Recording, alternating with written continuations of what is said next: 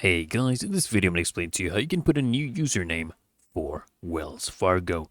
And it's really easy and simple to update your username. So basically, first things first, what you need to do is you need to open up the Wells Fargo app or visit wellsfargo.com in your browser. And you want to enter your current name, basically your current username and password, and just log in, okay?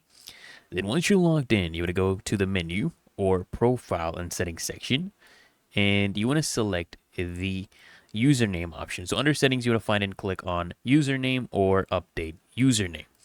And then you want to enter your new desired username. You want to ensure that it meets Wells Fargo's requirements, such as length and character rules. Make sure it meets those. And then what you need to do basically is just review your new username and select save or submit to confirm the change.